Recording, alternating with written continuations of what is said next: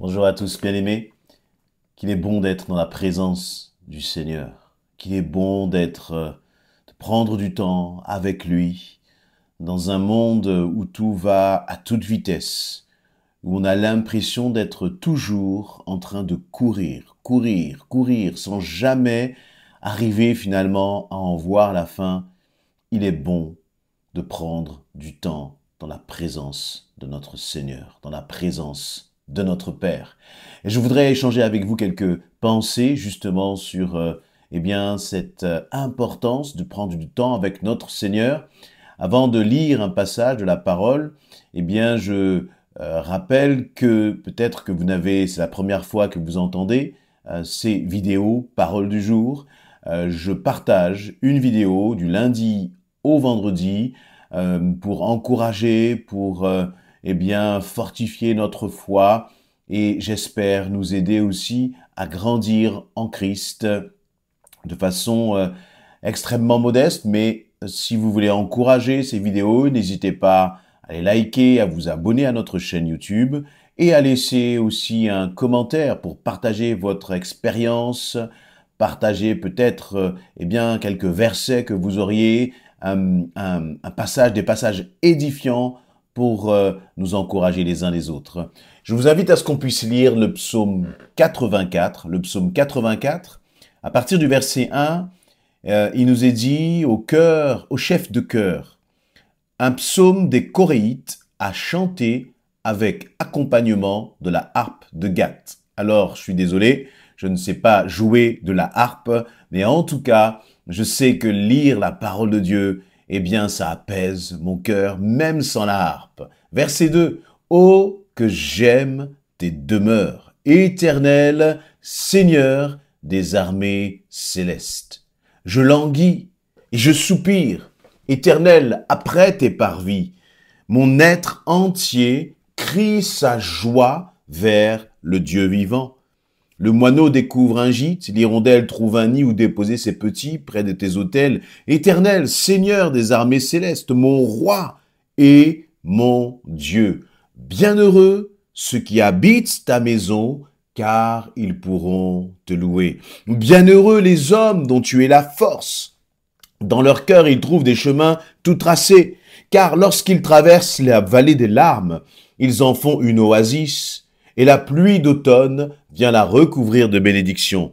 D'étape en étape, leur vigueur s'accroît et ils se présentent à Dieu en Sion.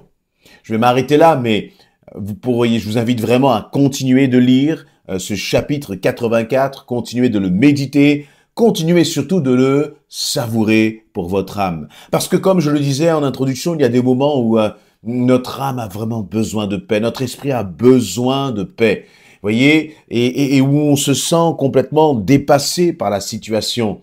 Combien de fois on peut se lever même le matin en pensant à tout ce qu'il y a à faire dans la journée, et rien que le simple fait de penser à cela, ça génère une forme un peu d'anxiété en nous, parce qu'on se demande, mais comment je vais traverser? Ça peut être de gérer toute la vie de famille, les enfants, le travail, les responsabilités, les engagements divers et même parfois le service dans l'église. Et tout cela peut s'accumuler et nous faire un peu peur. Les études, par exemple, pour les étudiants.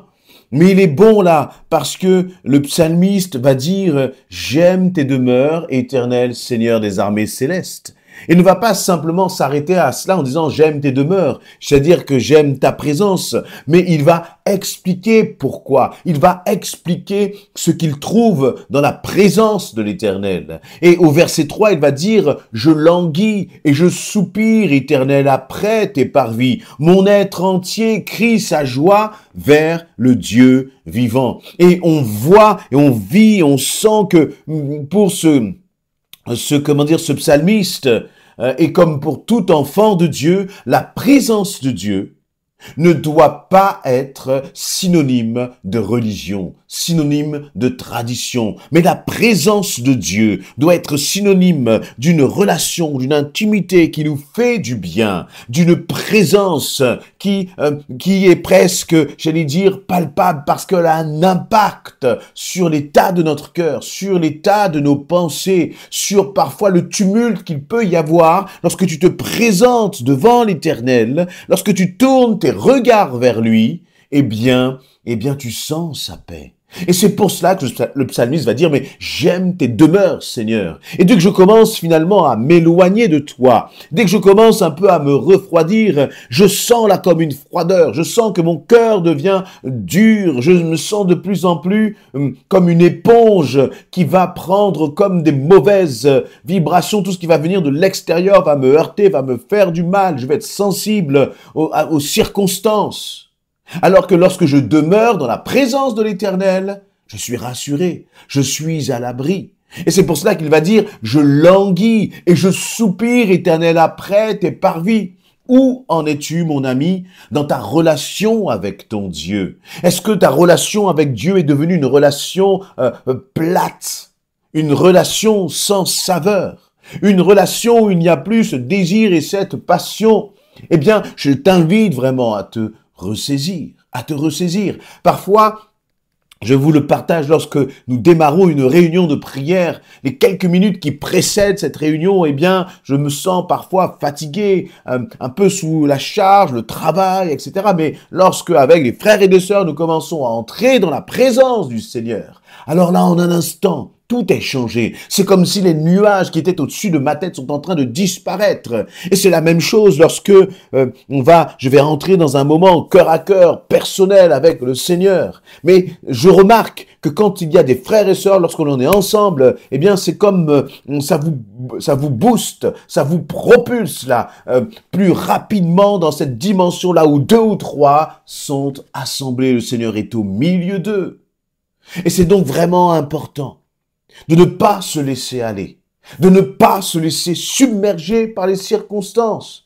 Et le Seigneur ne te demande pas forcément de passer 15 jours de jeûne. Non, il te demande de passer un instant, un jour dans ses parvis, valent mieux que 1000 ailleurs, nous est-il dit dans ce même psaume. Dans ce même psaume, il dit un jour dans ses parvis, un instant, un moment avec toi. Et ce moment, eh bien, nous devons apprendre à le saisir partout où nous sommes. S'absenter parfois, quelques minutes peuvent suffire pour dire « Seigneur, là, j'ai tellement besoin de toi. Tu vois mes pensées, je suis en train de broyer du noir, mais Seigneur éternel, je veux me ressaisir, tourner les regards vers toi, m'abandonner à toi en cet instant, en ce moment. » Et cela fait du bien. Et là, ensuite, il va commencer, justement, le psalmiste, à dire, mais même les moineaux, même les hirondelles sont bénis, Seigneur. Et moi, en tant qu'enfant de Dieu, j'ai ma place près de toi. Et il va en revenir au verset 5, bienheureux ceux qui habitent ta maison, car ils pourront te louer toujours. Bienheureux ceux qui habitent ta maison. Tu te sens peut-être attristé, découragé? Où habite ton cœur? Où habitent tes pensées? Peut-être que ton cœur et tes pensées habitent là où il y a justement du découragement, là où il y a toutes sortes de mensonges de l'ennemi que finalement tu cultives et que tu ne cesses de cultiver et qui peu à peu sape ton moral. Mais le Seigneur te dit, reviens dans ma présence, viens habiter dans ma maison. Tu as une place dans la maison de l'Éternel, c'est-à-dire tu as une place dans sa présence. Et puis après, au verset 6, il va dire, bienheureux les hommes dont tu es la force, dans leur cœur, ils trouvent des chemins tout tracés. Et là, ça signifie que, vous voyez, parfois, on est dans la confusion. On ne sait plus quoi décider. On ne sait même plus où mettre de la tête. Et là, le Seigneur nous dit, eh bien, ceux qui se placent en lui, ils sont bienheureux parce qu'ils ont des chemins tout tracés. C'est-à-dire que le Saint-Esprit te prend par la main, il te guide, il t'oriente, il t'amène à bon port, il te fait traverser de l'autre bord. Si tu le tiens, si tu tiens sa main, si tu t'attends à lui, si tu entends sa voix, si tu es sensible à sa voix, si tu recherches justement la pensée, la volonté de Dieu, il va mettre dans ton cœur ces chemins tout tracés. Et il va continuer en disant, lorsqu'il va parler de la vallée des larmes, puis il va dire au verset 8, et c'est ce qui m'a encouragé, d'étape en étape, leur vigueur s'accroît, et ils se présentent à Dieu en Sion. C'est-à-dire que petit à petit, parfois, tu as l'impression de mourir un peu, de te détruire un peu, de sombrer même un peu. Mais le Seigneur dit, lorsque tu commences à regarder à lui, eh bien, d'étape en étape, c'est-à-dire pas à pas, ta vigueur s'accroît, tu reprends des forces parce que tu commences à t'appuyer sur le Seigneur. Et le Seigneur te redonne justement des forces pour t'amener finalement en sillon, c'est-à-dire pour t'amener de plus en plus dans sa présence.